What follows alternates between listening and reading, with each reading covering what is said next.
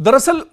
मशरिक़ वस्ता में जैसे जैसे कशीदगी बढ़ती जा रही है, ऐसे में अब ईरान की जो ताकत पहले दुनिया ने देखी और ख़ासतौर से मशरिक़ वस्ता में जब इजराइल पर हमला हुआ था, इजराइल ने ईरान पर हमला किया था, उस हमले के बाद ईरान ने जब जवाब दिया था, उसके बाद पूरी दुनिया ने ईरान की ताकत देखी थी। ईरान दरअसल बहुत बड़ा मुल्क नहीं है, या फिर यह कहा जाए कि अमेरिका और इजराइल जैसी बड़ी ताकत के सामने तो ईरान की कोई हैसियत नहीं है। लेकिन जब ईरान ने इजराइल को जवाब देना शुरू किया था, उस वक्त पूरी दुनिया की निगाहें दरअसल खुली की खुली रह गई थी और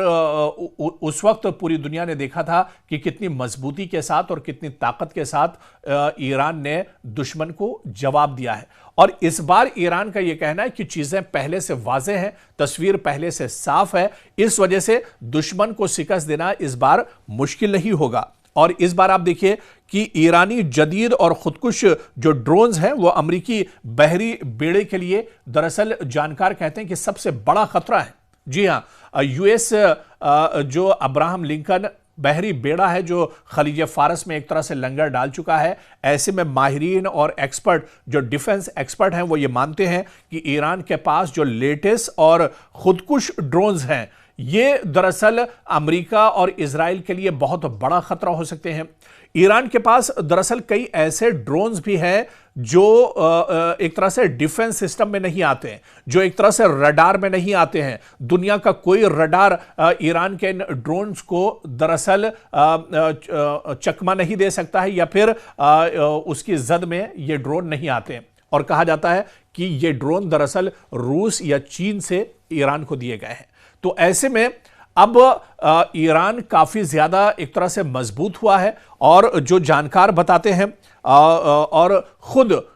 ईरान से ही जो बड़ी खबर निकलकर सामने आई है, फॉक्स न्यूज ने बाकायदा ड्रैगन फ्लाई कंपनी के सीईओ के हवाले से यह बड़ी जानकारी दी है कि ईरान के कम लागत वाले ड्रोन्स, जिनकी कीमत बहुत ज्यादा नहीं है, लेकिन ये ड्रोन्स के इज्तिमाई हमलों के जरिए निहायत कीमती बहरी अहदाफ को ये निशाना बना सकते हैं। जी हां, ये ड्रोन बहुत कीमती नहीं है, लेकिन ये कारगर बहुत हैं। ये दुश्मन पर अटैक करने के लिए कोई बड़ा चैलेंज साबित कर सकते हैं। ये दुश्मन पर भयानक हमला कर सकते हैं, दुश्मन को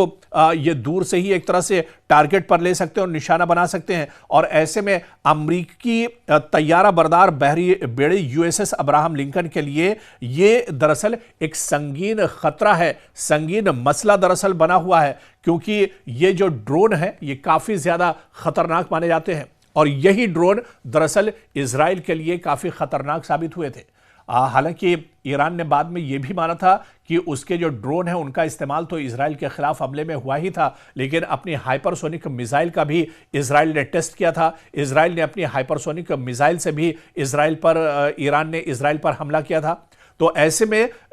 ईरान पहले से ज्यादा मजबूत है और लेटेस्ट जो हथियार है वो भी ईरान के पास मौजूद है। दरअसल अमेरिका और इजराइल तो इस मुगालते में थे कि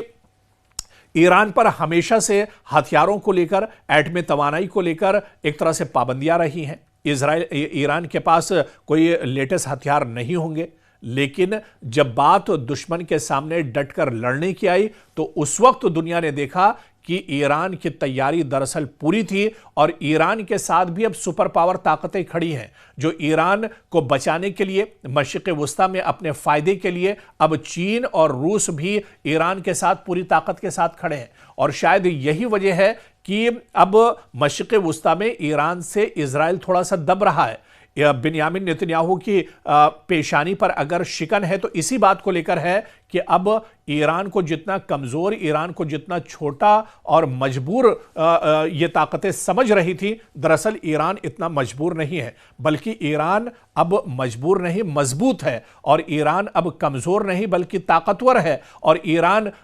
की सलाहियत अब इतनी है कि तेहरान से बैठकर अगर वो कोई मिसाइल यहां से छोड़ेगा तो वो सीधे दरअसल तल अबीब पर एक तरह से जाकर गिरेगी। और इसके अलावा ईरान ने यह भी कहा था, एक खबर बीच में यह भी आई थी जो हमने आप अपने नाजरीन के साथ शेयर की थी, सोशल मीडिया पर काफी ज्यादा वायरल हो रही थी कि ईरान ने अब एक ऐसा मिसाइल बनाया है जिसकी रेंज 10,000 से लेकर 12,000 किलोमीटर तक है। यानी जो एक्सपर्ट हैं वो ये कह रहे थे कि ईरान अगर ये मिसाइल बना लेता है जिसको ईरान ने टेस्ट किया है, तो फिर तेहरान से सीधे अमेरिका का व्हाइट हाउस एक तरह से टारगेट पर होगा। हालांकि ये शुरुआती खबरें निकल कर आई थी, लेकिन इतना जरूर है कि मशरिक़ वस्ता में जितने भी एयरबेस अमेरिका के हैं, अमेरिका के जितने भी हवाई अड्डे हैं, वो सभी एयरबेस ईरान की जद में है। इतना तो तय है, ईरान के पास 3,000, 4,000, 2,500 किलोमीटर तक रेंज पर मार करने वाली जो हाइपरसोनिक मिसाइल हैं वो पहले से मौजूद हैं। तो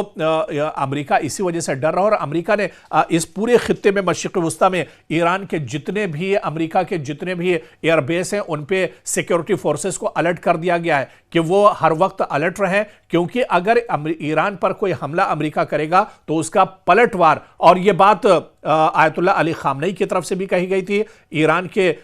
जो आर्मी चीफ है उनकी तरफ से भी कही गई थी कि अगर अमेरिका ईरान पर हमला करता है तो फिर मशरिक़ वस्ता में ही अमेरिका को एक तरह से दफन कर दिया जाएगा, और अमेरिका के 10,000 से ज्यादा जो सिक्योरिटी फोर्सेस हैं उनकी जान पर एक तरह से बन आएगी। तो अब ईरान एक मजबूती में है, मजबूत पोजीशन में है। अब देखना यह होगा कि यह हालात कहां पर जाते हैं, कहां पर यह हालात थमते हैं। सिर्फ अमेरिका की गीदड़ भभकी है या फिर आगे चलकर कोई बड़ा एक्शन इस पूरे मामले में होता है, यह देखना भी अहम होगा।